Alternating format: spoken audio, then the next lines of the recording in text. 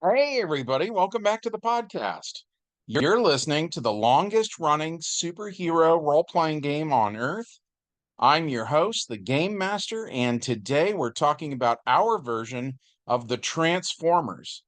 But before we get into that, smash like, make sure you're subscribed, ring the bell, and leave a comment. We've got a great community here, and it's all thanks to you guys. Thank you so much for being here. With all that said, let's dive in. The prologue to this one takes place on Earth several decades ago when an earthquake caused Mount St. Hilary to erupt 4 decades sooner than expected. The Autobot starship that crashed in the side of the volcano 4 million years earlier becomes functional once again, and the Autobots and Decepticons are repaired and reformatted. Throughout World War II, they continued their war on Earth until shortly after the war ended, the Autobots managed to place Megatron, Skywarp, Soundwave, and Thundercracker in stasis lock. Starscream got away and claimed to be the new leader of all Decepticons. But on Earth, Motormaster made the same claim. And on Cybertron, Shockwave felt that he was the logical choice. So for decades, the Decepticons have been fighting each other. And since Earth is rich in resources, Earth has more or less become the new home of the Autobots, while the practically dead world of Cybertron is where the Decepticons are fighting amongst themselves. Which brings us to the main plot of today's game session. Elita 1 leads a team consisting of RC, Chromia, Firestar, Greenlight, Lancer, and Moonracer to Cybertron, searching for any Autobots who still remain. While searching, they find a Cybertronian named Longarm, who is fighting with a group of Seekers. The female Autobots get Longarm back to the space bridge and they travel to Earth.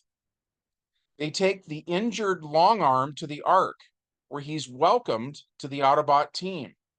What they don't know, however, is that Longarm is actually the Decepticon known as Shockwave, and he's using the same technology that allows Punch to transform into Counterpunch, endowing him with two robot modes, one that looks like a Decepticon and another that passes for an Autobot. When some Seekers from Cybertron arrive on Earth, following Shockwave's plan, they begin hijacking nuclear missiles, which brings the United States very close to war with the Soviet Union. And as such, Optimus Prime and the Autobots roll out to prevent World War III, while the injured Longarm is left behind under Ratchet's care. Once everyone else is gone, Longarm sabotages Teletran 1 and attacks Ratchet, rolling a 3 and an 8, which hits, and Ratchet is knocked out in just one blow. After Ratchet is in stasis lock, Longarm transforms into Shockwave again. Then Shockwave goes to where the bodies of Megatron, Skywarp, Soundwave, and Thundercracker have been in storage for decades. Shockwave reinstalls their personality components and gives them a fresh infusion of energon. For the first time in decades, Megatron's eyes glow red. The newly reactivated Decepticons leave the Ark before the Autobots get back. They go to the Autobots' nearby copper-colored space bridge and activate it, traveling to Cybertron. As soon as Megatron is on Cybertron again, he uses Shockwave's communications equipment to broadcast a message for all to hear, announcing his return. For the first time in years, the Decepticons quit fighting each other and are united again under a common banner. On Earth, the Stunicons receive this broadcast as well, and Breakdown, the paranoid one, says Megatron will come for them and destroy them, since Motormaster declared himself to be the new leader. Dead End, the gloomy one, says they're as good as dead. Wild Rider, the psychotic one, says we can take 'em.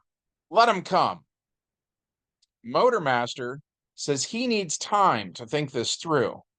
But before he can say one more word, Optimus Prime shows up. With him are Jazz, Mirage, Sideswipe, and Windcharger. The Autobots transform into their robot modes, and Optimus Prime tells Motormaster to hand over the stolen nuclear missiles.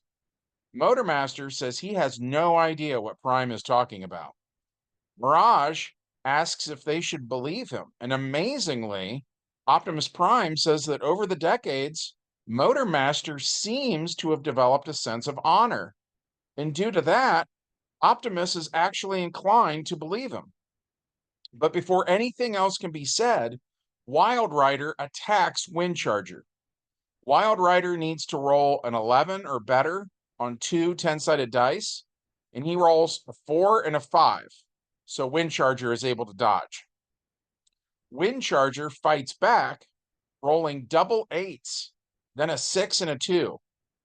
Wild Rider's body drops from 15 to 13. Then Windcharger attacks again, rolling double 7s, then a 7 and a 6. So Wild Rider is placed in stasis lock. Breakdown attacks Sideswipe, needing to roll an 11 or better, and he rolls a 5 and a 1, missing. Sideswipe fights back, punching him and rolling an 8 and a 3, which hits for 6 points of damage. Breakdown's body drops from a 13 to a 7. And since Sideswipe had to move into position, that ends his turn. Dead End attacks Jazz, needing an 11, rolling a 5 and a 2. So Jazz sidesteps the attack, then punches back, rolling a 10 and a 7, which hits for 5 damage. Jazz hits again, rolling a 9 and a 2, which hits, but does no damage. Dragstrip shoots Mirage, needing a 4 to hit, and rolling an 8 and a 7.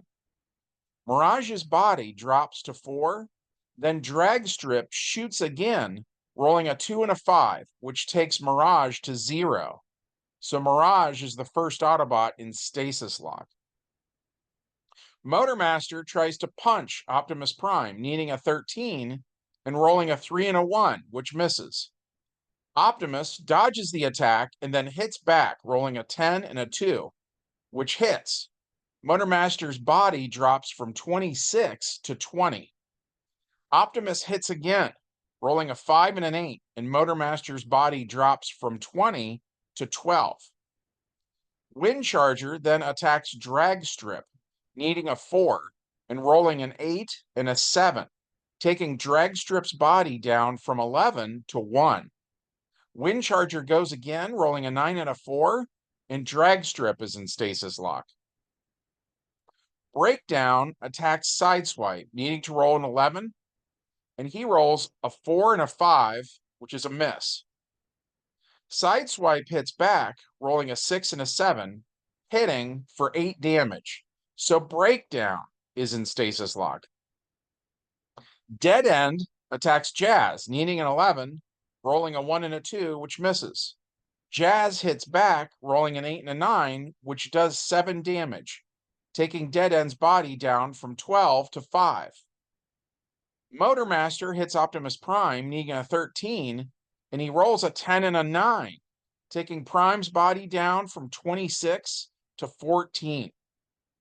Motormaster is holding his own against the legendary Optimus Prime, so he spends his remaining automatic actions talking about how this is their destiny, and he promises to give Optimus Prime a warrior's death.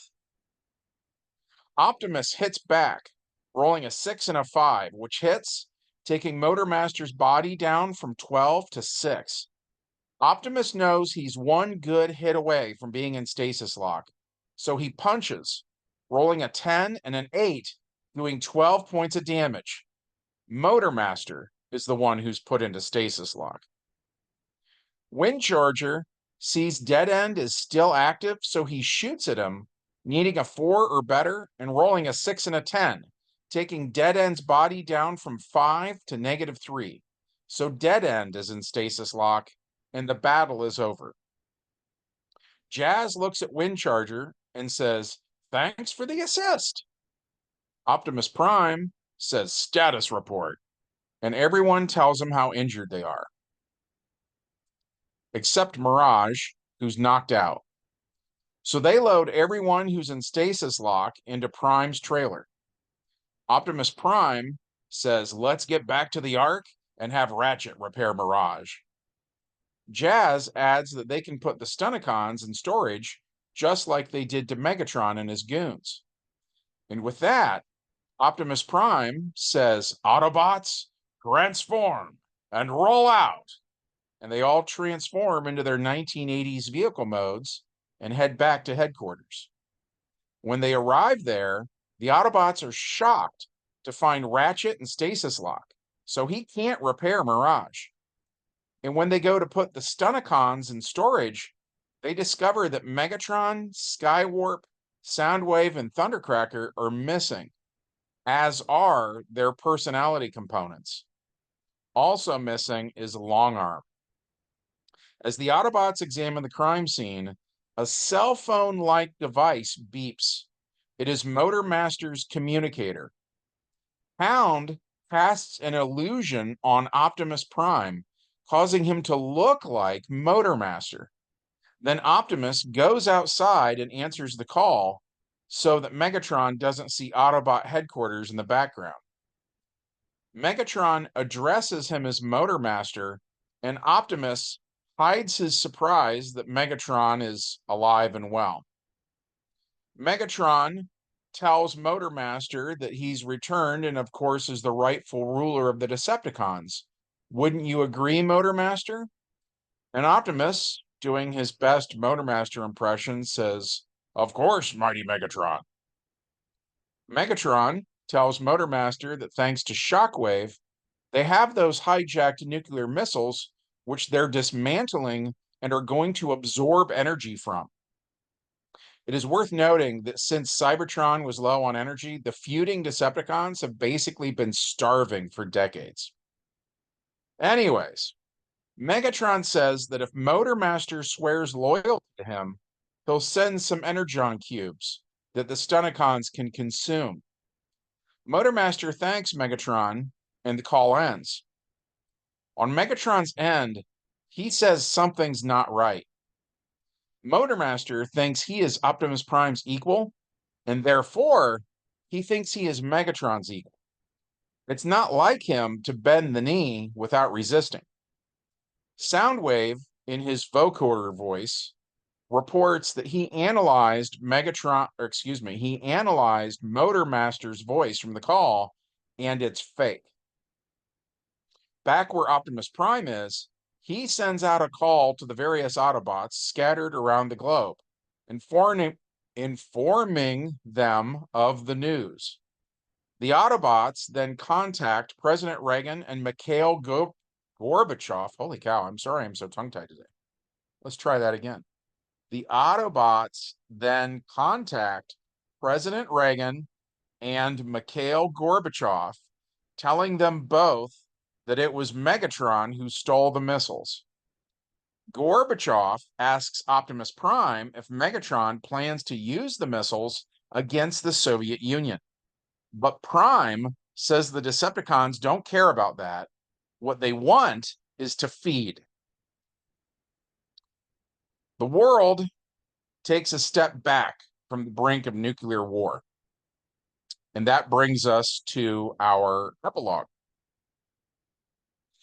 RC, Blur, Hot Rod, and Cup had been living on Cybertron. But when the Decepticon Civil War took place, they, like most Autobots, relocated to Earth, out of harm's way and closer to natural resources. RC is a trained medic, so she gets Ratchet and Mirage up and going again.